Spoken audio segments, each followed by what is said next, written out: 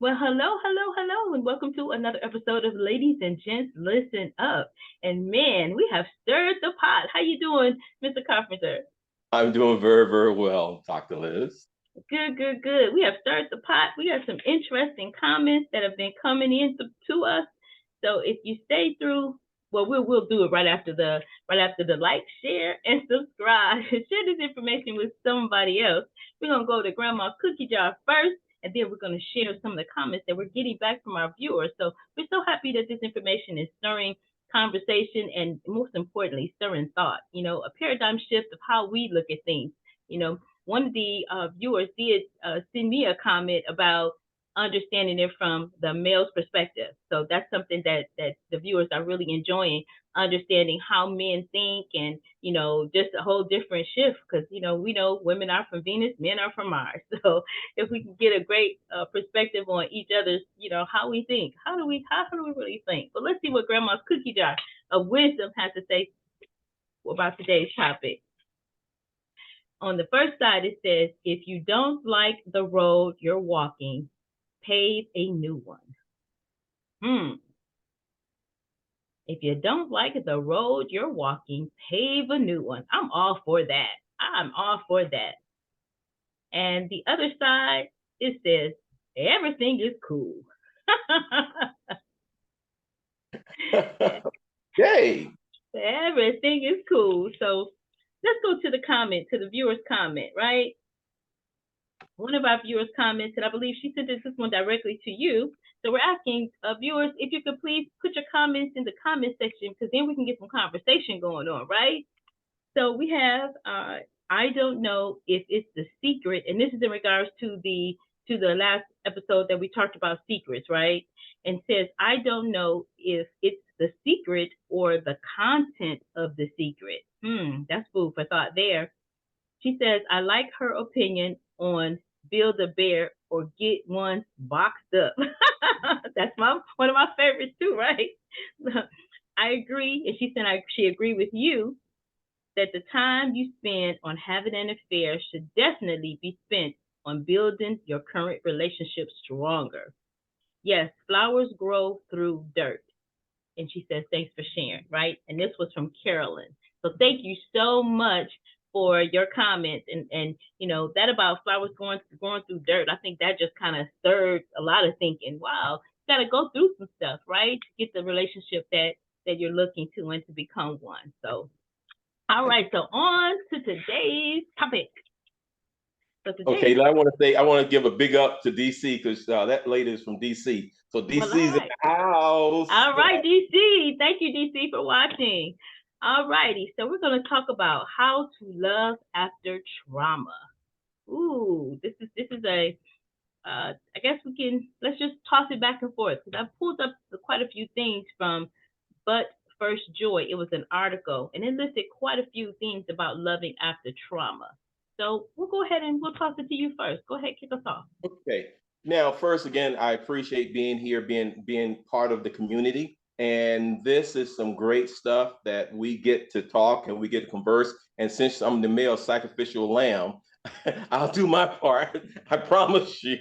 We appreciate you. Now, loving after trauma. This has several parts. The first part is the actual person that has the trauma. You got to realize something when you have a trauma, and I want to take a moment to say that I'm sorry that people have to go through stuff in life. When you go through stuff, a lot of times you don't choose it; it chooses you. So I'm sorry that some pain and some things fall upon people. But when that happened, first you have to work on you first. You got to realize when you have to learn how to love yourself and love others through it. It's difficult, but it's not impossible. It's a challenge, but you are up for that challenge. Because when you have a trauma, you realize there's things that trigger you in that trauma. So when you go through that, you got to be aware of that. And you got to be aware of your partner too. So we'll go further in the part where it comes to you the person bearer of the trauma. The second part of that, and this is when me and you are controversed back and forth, Dr. Liz, but the second part of that trauma is your partner, a significant other, a spouse, or even family that loves you. they have to realize that you went through something too. They have to be supportive. And a lot of times being supportive is they got to understand your triggers. They have to realize that it's a challenge for them as well as for you. Sometimes their support can be as easy as learning more about the trauma so they'll know how to support you through it. Let me So ask it's a lot. something. Yeah, go ahead. I want to ask something too when you said that about triggers before I lose it, because Mhm. people take triggers lightly, right? They don't really, I think it's because it's a lack of knowledge. Our people perish. I've heard people, say, oh, that's just a weakness, or, oh, get over it. Or, I've heard these type of remarks back. But what people don't understand is that when you talk about a trigger can actually downward spin somebody or unravel them into whatever is going on mentally with them. And we have statistics of so many people that are suffering in mental illness that it was not their fault. Something happened to them, something traumatized them. If you traumatize a child between the age of 1 and 9 years old during their formative years, there's all type of mental issues that will come up in their adult life that they have maybe not even know themselves. So to your point about triggers, I wanted to just emphasize how important it is. If we're talking about loving after trauma, it's important that we understand what the trauma is, we understand what happened, and we get a really, really good understanding on how do we navigate a healthy existence, a healthy life after that trauma, right? Yeah. So there's steps that I agree with you about the work on ourselves. Because sometimes it's just about understanding it and learning it. Because oftentimes we have it and don't understand what it is that we are being, what is happening to us and why we're responding or why we're reacting versus responding. So it's this huge topic about trauma, but we'll stick to the love and trauma. So back over to you. I wasn't going to go that deep in triggers, but once you brought triggers up a little deeper than I did, we need to actually bring it even home more. Because in our neighborhood, a lot of times when people have trauma and the other side, not the person that has the trauma, but the people that nurture them and support them through the trauma, after the trauma, sometimes we don't do a good job. Sometimes we downplay their triggers. We downplay it. And when we downplay it, we're not doing them a good service. Because in my neighborhood, and I'm sure you heard it, they say, "Hey, come on, guy, man up. Come on, man up." Or they'll tell a woman, "Put your big lady drawers on," or whatever. These type of comments are not supportive because you don't know the other person, the person that's going through trauma, they're vulnerable. They're looking for a safe place. They're coming to you for a safe harbor, for a safe place, so they can grow through this and work through the pain or work through whatever that trauma is. So you have to realize that when they come to you, you have to be that safe space for them because they're so Exactly. vulnerable. Exactly. And also oftentimes too, people will they'll hide their traumatic experience, or they'll hide what is going on with them. So it's really challenging to get to the authentic person, or for the person to be authentic, because they're afraid. They've been shamed, they've been blamed, they feel, maybe even unlovable or damaged or what have you. So, hopefully throughout our conversation today, we can help shed some light. When we talk about this mental illness issue, we have people that trauma brings on mental illness. Not in all cases, but there is, and we'll talk about it later on too. So I don't want to get too far into it, but really studying whatever the issue was. It might be something that happens to somebody, at 3, like I talk about in daddy-daughter dynamic. The trauma that happened to me at 3. You don't realize that once that trauma happens, as you grow into an adult, you're not really making decisions off of 100% of yourself. You still have trauma that's undealt with. So you're dealing with part of yourself and not your full self. So it's so freeing and liberating. And if you talk about going into loving somebody else, if you don't know what's going on with yourself, then how is it fair to put that into somebody else's lap to say, "Hey, figure me out, find out how I work, how I operate," right?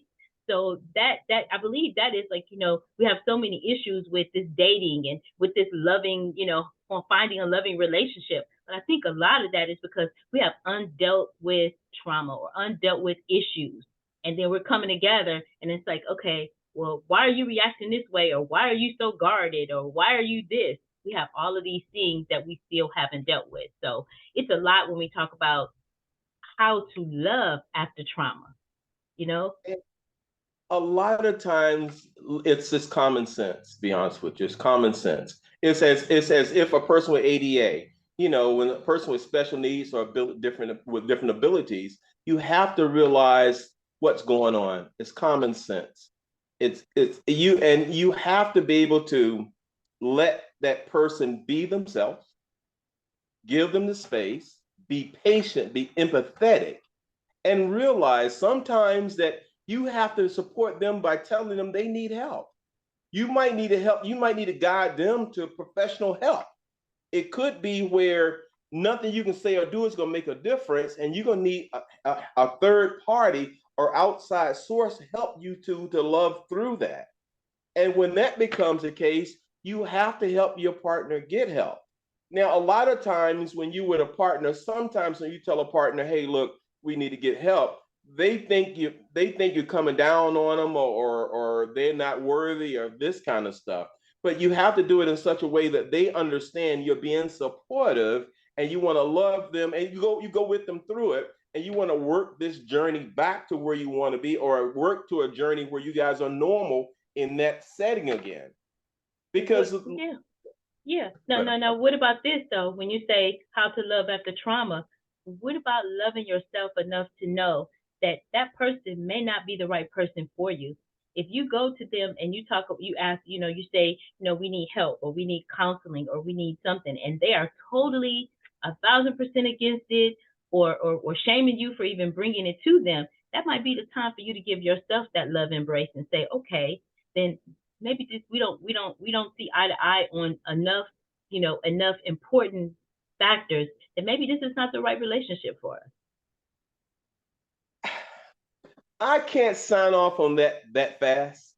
I just Okay. can't sign off on that. And the reason why I can't sign off on that, if you and that person had a love relationship before the trauma, and everything was great, you loved each other, and everything was fine, and your relationship had went on for a course of time, and then the trauma happened to to your partner, no fault of their own, and the trauma happened, and and in your heart you're supposed to be loving unconditionally.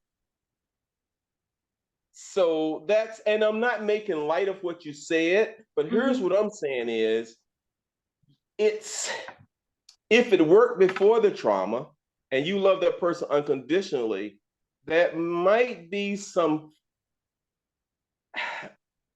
you got to know your boundaries, and you got to respect. But think about this, and I understand what you're saying too, but I'm also saying that when we don't address those traumas, they can get deeper, and they can progress. So the reason that I was saying that too is that there's a movie with Kyla Pratt in it, and it's called The Secret She Kept. And she kept a secret. She was schizoaffective, Hmm? right?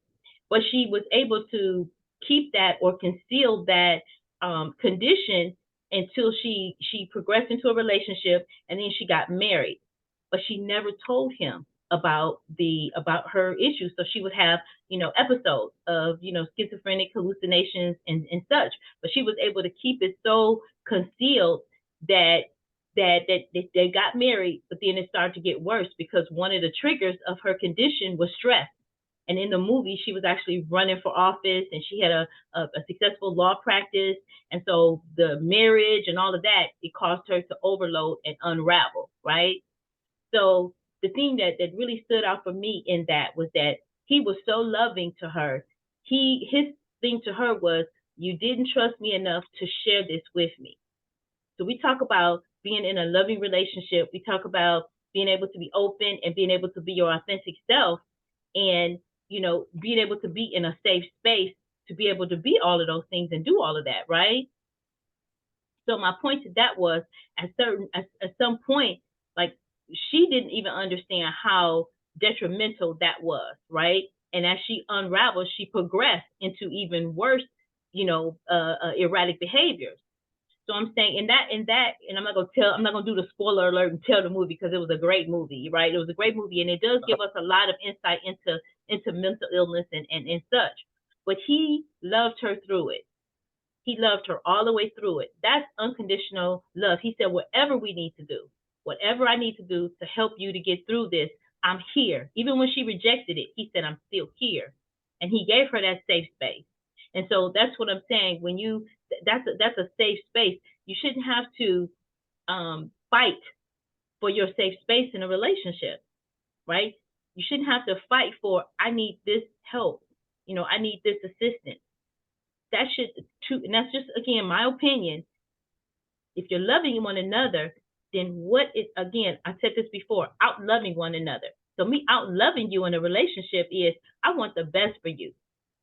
Mm-hmm. So the best for you may mean that we don't have the education or the credentialing to help us to get through it, and we need something other than that. See, and you covered a lot. You covered three things that I heard you tell me. One, you told me our last episode when we said keeping secrets and how secrets gonna mess you up if you don't open the secrets up. So we visited that already. By her not telling that secret, she eroded the relationship. And the brother in a relationship, he loved her unconditionally. So what you said is correct. You and I said the things we agreed, that you have to realize how that person worked there. Then go back to the triggers. The triggers are so important. That additional stress triggered that lady in that movie you're talking about. And those triggers were such that she went into whatever that trauma she had before, she went into that. So the third part of this is, you have to be aware of your partner's feelings and state they're in.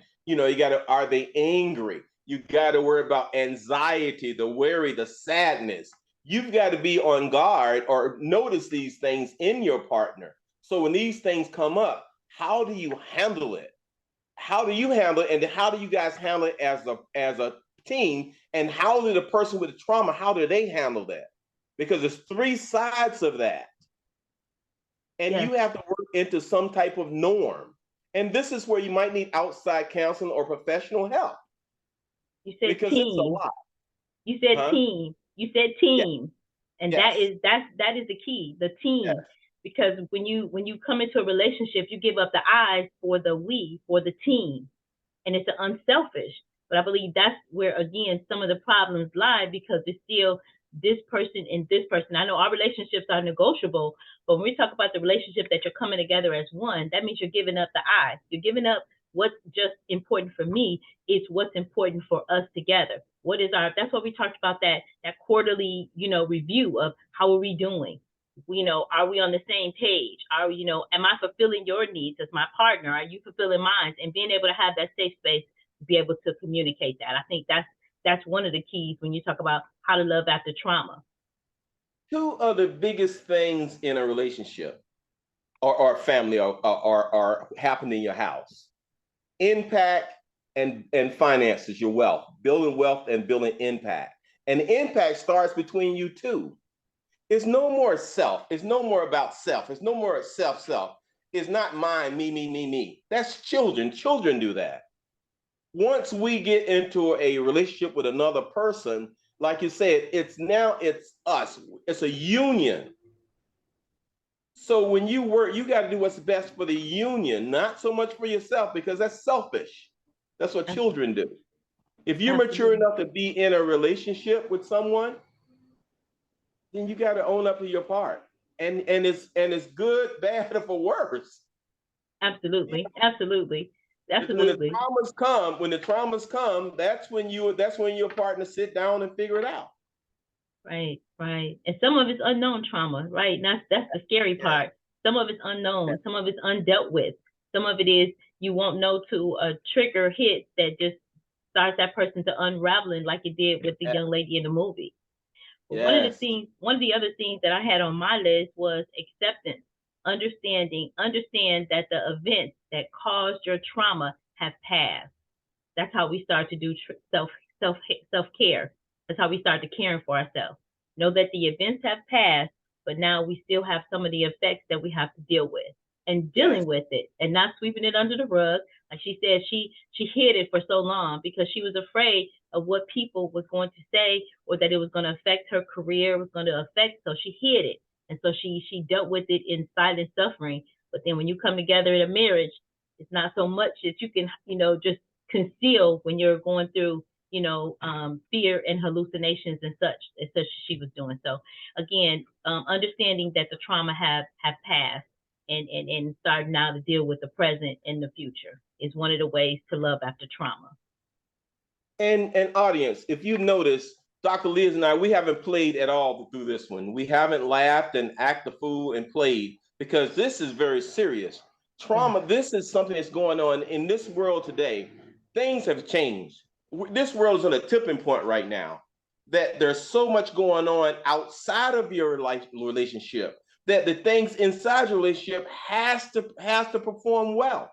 You have to perform as a team. And trauma, we talked about trauma, but we didn't say types of trauma. We just said trauma, just trauma and difference.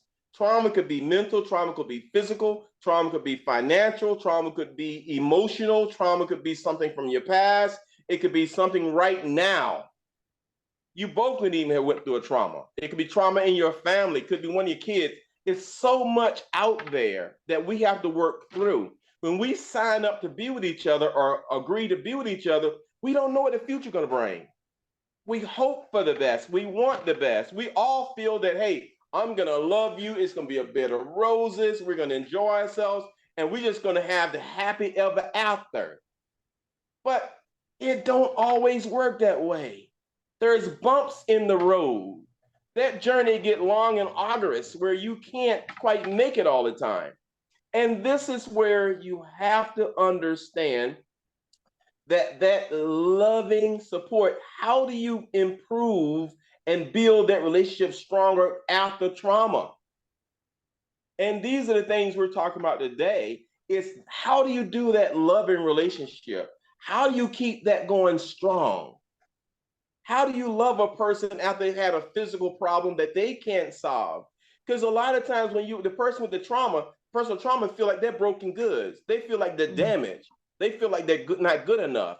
They start looking at themselves and say, oh man, this person will never love me like this. I'm not acceptable no more. I'm through. Right. Where really they're not. Right. If you love them first before the trauma, that core person at heart is still there. Right. You know, there was I do movies, right? I'm a movie buff, right? Huh? So I'm a movie buff, but this was actually a real life story. I also love the judge shows, like all the different judge shows or what have you. But in one of the cases, it proves the point that what we're talking about today. It just kind of emphasizes the point. The husband and wife, they were like, just made for each other, basically, just made for one another. They ebbed and flowed together. I think they were married for maybe 15 years. Big old beautiful house. They had all the things, right? They had all the things, and they had a great relationship, working relationship, right? One night, somebody broke into their home, and the husband told the wife to get on the other side of the bed, and he went out with his gun, and they had a gunfight in the hallway. He got shot up pretty bad, and and fast forward the story, he got shot up really bad. He called the police and everything, and they got help, so he didn't die. He ended up having major issues from the gunshots, right? But the thing of it was, once he healed from the physical, he was still traumatized. And so he lost his practice, his business closed down, they lost the house, they lost all the stuff, right? And they stayed in the relationship until the point where he turned to alcohol and he turned to drugs to soothe it, right? So now you have not only a trauma, but now you have a situation of addiction now, right? And so they were just going through. Call that self-medication. Go ahead. Self-medicating, right? So now you have that, that whole situation, that they came from here, committed, loving relationship, to now, can you really handle the situation after the trauma? Can you love the person through the trauma? Is the person willing, or willing to even accept your help after the trauma?